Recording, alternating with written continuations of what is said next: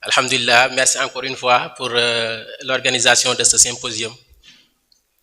Aujourd'hui, nous allons essayer de parler d'un thème central dans la faïda, qui est le noyau même, l'objectif qui fait qu'aujourd'hui, dans chaque rassemblement, au moins, on aura l'occasion de parler de la ma'rifa dans toutes les formes, en tout cas. Aujourd'hui, on m'a demandé de parler un peu des caractéristiques d'un gnostique dans la faïda, les critères d'un gnostique, de ce qu'est la ma'rifa selon l'enseignement, selon l'école de la faïda Tijaniya. Donc c'est un thème qui est très large, mais nous allons juste essayer d'amener quelques réponses, quelques piliers qui sont des références pour tout aspirant, pour tout disciple qui veut vraiment avancer dans la quête spirituelle. Donc, alhamdulillah, Allah subhanahu wa ta'ala nous dit dans le Coran wa ma khalaqtul jinna wal insa illa liya'buduni. Je n'ai créé les djinns et les hommes que pour qu'ils m'adorent. Et dans le tafsir de Cheikh Ibrahim, comme dans les tafsirs des autres, il est souvent vu que Ibn Abbas est cité pour dire que ce qu'on entend par ya'buduni ya'ni bi ya'buduni ya'rifuni. Pour qu'ils me connaissent, en réalité, ça définit pour qu'ils m'adorent. Et dans le Coran, cette connaissance, cette quête spirituelle, ce degré des connaissants, des gens qui ont la connaissance est différent de ceux qui ont juste la croyance. Et Allah dit, yarfa'illahu allazina amanu minkum wallazina utul ilma darajatin. Même chose, Ibn Abbas a dit que dans Ihya Ulumuddin de Ghazali, Ibn Abbas a dit que les ulémas ont des degrés 700 fois plus élevés que les croyants simples. Donc il y a une différence entre un croyant qui connaît les dessous de la connaissance spirituelle et de la connaissance gnostique par rapport à un croyant simple. Et dans cette quête spirituelle de la connaissance, Allah dit à son prophète, dis ô mon Seigneur, accrois-moi mes connaissances. Wa qul rabbi zidni ilma. Et le prophète sallallahu alayhi wa sallam donnait souvent des conseils à Abu Juhayfa, lui disant, joins les savants, fréquente les sages et suis les grands. Salil ulama'a wa qalatil hukama'a wa shabbil kubara'a. Et en définissant l'excellence qui est l'ihsan, la troisième station de la religion, le prophète sallallahu alayhi wa sallam nous dit, al-ihsan an ta'budullaha ka'annaka tara fa in lam takun tarahu fa innahu yarak. Et cette station-là qui est l'ihsan, c'est donc la station de la perfection, mais c'est la station en fait qui définit réellement le plus haut degré du croyant. Et dans le Coran, on a toujours cette allusion qui fait qu'aujourd'hui, les principes de la connaissance gnostique sont rassemblés dans cette station qui est l'ihsan. Allah dit lilazina ahsanu al-husna wa ziyada. Ceux qui agissent en bien est réservé la meilleure récompense et même davantage. Et tous les savants musulmans sont unanimes que le surplus mentionné ici, c'est la vision du Seigneur dans le paradis. Il est donc évident que donc, cette troisième station de la religion est intimement liée au principe de la connaissance gnostique. Comme une pluie de miséricorde, la faïda dans son sens profond désigne les flux spirituels. Cheikh Tidiane radhiyallahu anhu nous dit dans Jawahirul Ma'ani, fa innal faïda shamilun lil ulumi wal asrari wal haqa'iqi wal ma'arifi. Et dans Kashf al-Albas, Cheikh Ibrahim Niass radhiyallahu anhu nous dit, wal hikmatu fi zuhuri hadhihi al-faïda fi hadha az-zaman al-fasidi fi al-imani fi qulubi an-nas wa kasratu al-firaq ad-dallati wal mudilla wa hadhihi al-ummatu ummatun marhumatun fa ufidat ilayhim al-ma'arif wal haqa'iq kay yarji'u li asli fitrati al-iman. La sagesse derrière l'apparition de la faïda en cette période tumultueuse de la fin des temps, c'est la faiblesse de la foi dans les cœurs des hommes et la pluralité des voies égarées et qui font égarer.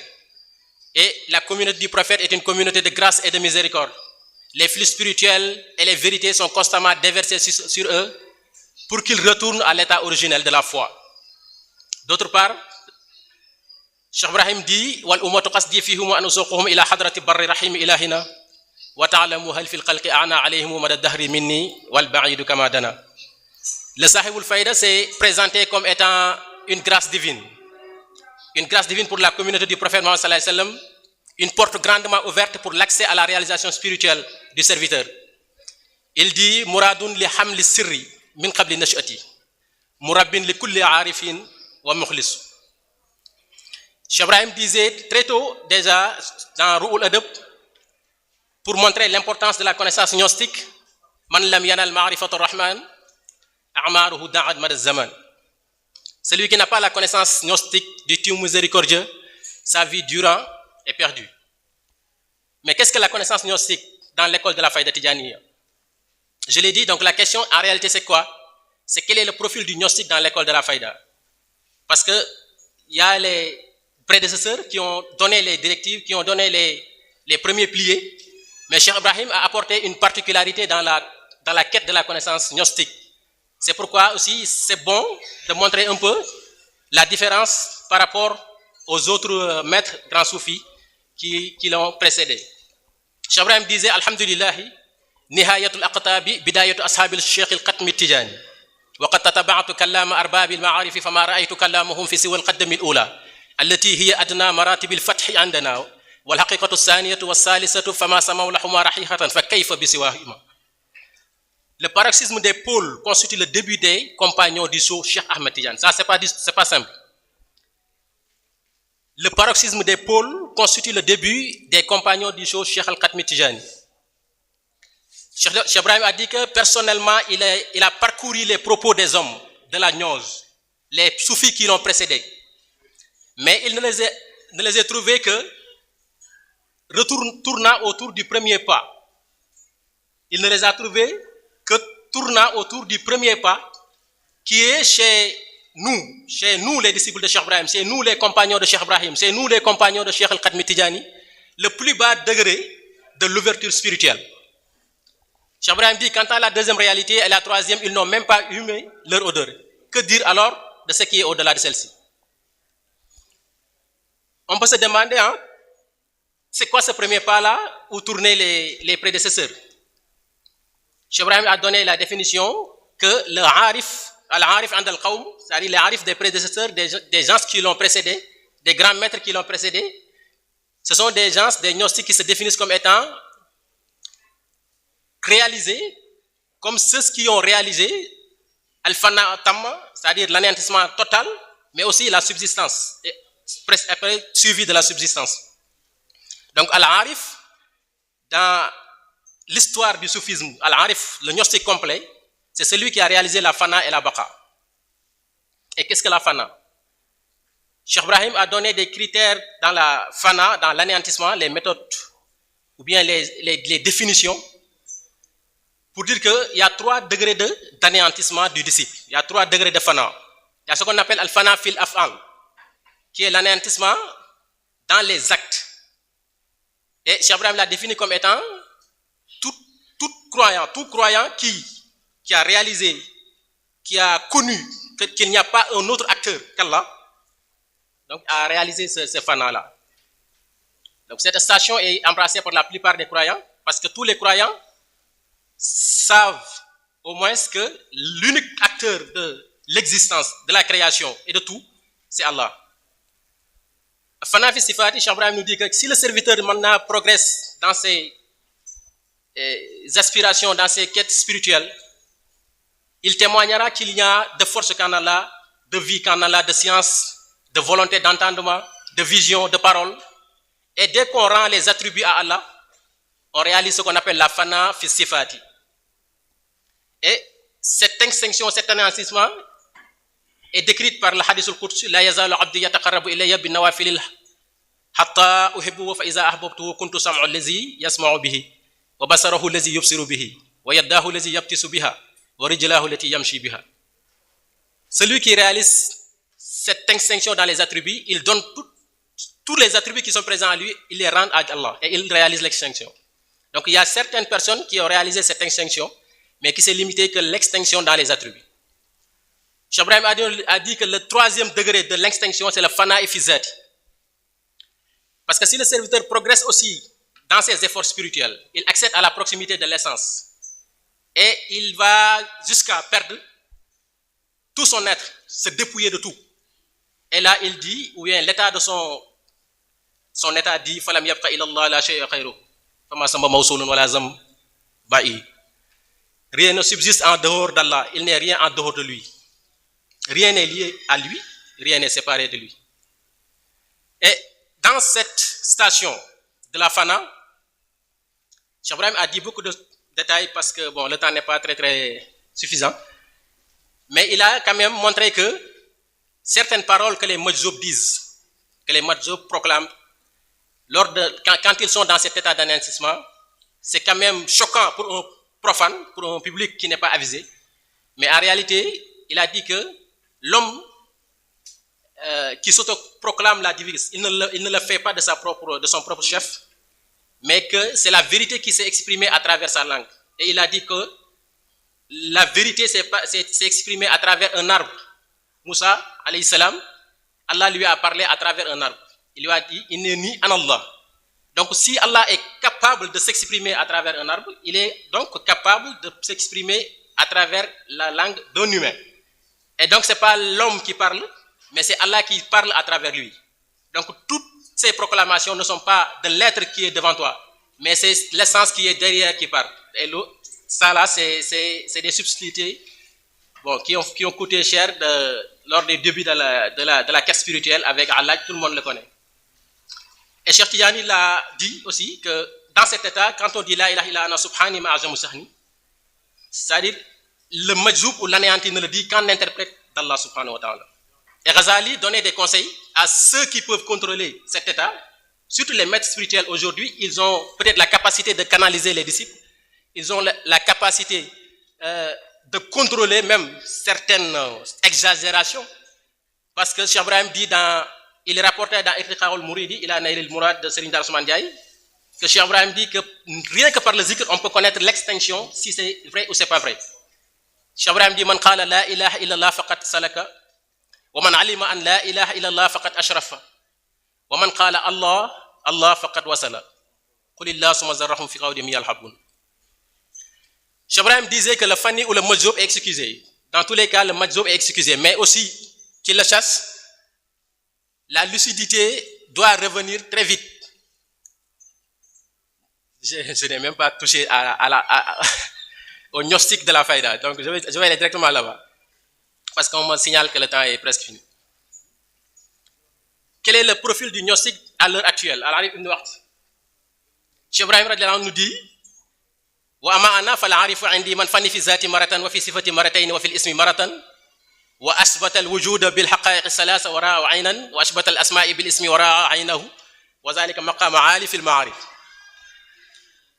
Cheikh Ibrahim a démontré comment les premiers soufis, les grands maîtres ont défini la connaissance gnostique, mais lui, il a dit que chez moi, le profil d'un gnostique, c'est ça. Donc, c'est des critères que lui-même, il a définis.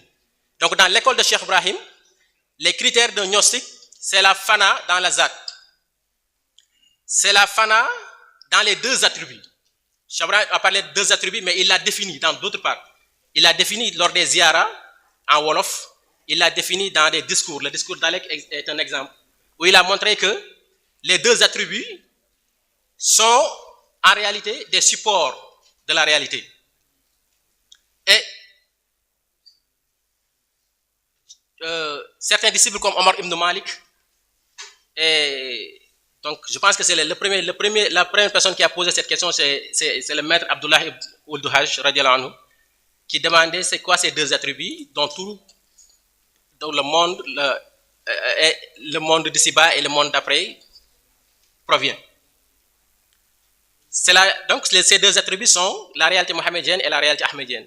Et ces deux réalités, on peut les trouver dans l'essence suivant les indications qui sont données dans la Fatiha. Et ceux qui sont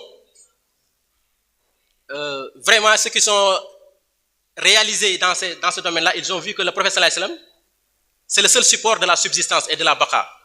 Et celui qui accède à Allah doit nécessairement voir le prophète pour essayer de continuer sa connaissance. Parce que sans le prophète Muhammad sallallahu alayhi wa sallam, il n'y aura pas de connaissance, il n'y aura pas de continuité.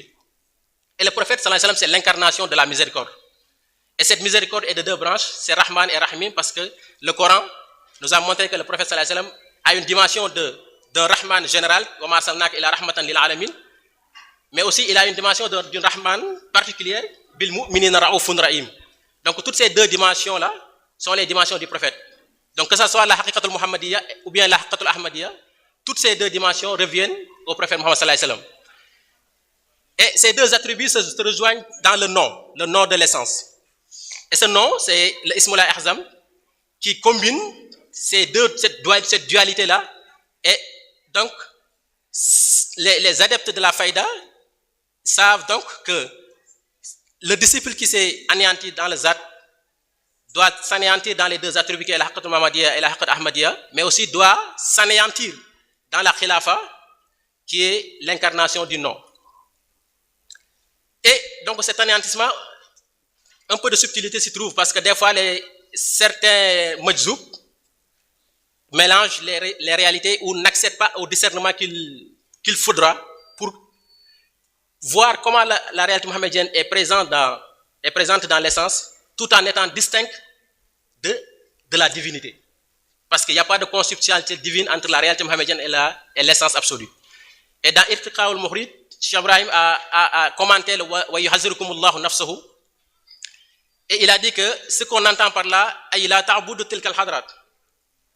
Bal fa'budu laha rabbakum wa tilka al-hadrat wa in balaqat ma balaqat fala takhruju min al-hubudiyyah. Donc la réalité mohammedienne, même si tout ce qu'on a vu comme don et grâce qui provient d'Allah, qui provient de l'essence, toute la prière d'Allah vers son prophète, tout ce que le prophète a reçu d'Allah, ne nous permettent pas de dire que le prophète est... Voilà. Donc, il faut toujours faire la différence entre la ubudiyya et la seigneurie. Et comme le Boucheri l'a dit, Dama Da'ud Nasara fi nabiyum wahkum bima shi'ta marhan fihi wahtakim. Donc, si vous continuez cela, donc ça reste quoi? Le fait maintenant de certifier l'existence dans les trois réalités. Et donc, comme on n'a pas le temps, nous disons que Cheikh Ibrahim a montré la voie de perfectionnement de la connaissance gnostique. Il a montré que le disciple doit continuer sa marche spirituelle éternellement et que le paradis et tout ce qu'il y a se trouve dans cette connaissance gnostique. Et qu'aujourd'hui, la faïda est une porte grandement ouverte pour tous ceux qui sont intéressés par cette connaissance spirituelle, par ce perfectionnement spirituel, par cette découverte des mystères. Donc voilà, c'est des océans qui sont là et des opportunités pour tous les croyants.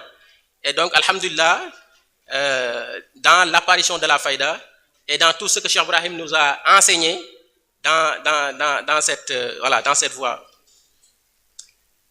Il y a beaucoup de choses à dire, mais comme on dit, donc on peut laisser ça jusqu'à la prochaine fois, Inch'Allah, pour essayer de le compléter, Inch'Allah. Wa akhir dawana alhamdulillah, assalamu alaikum wa rahmatullah.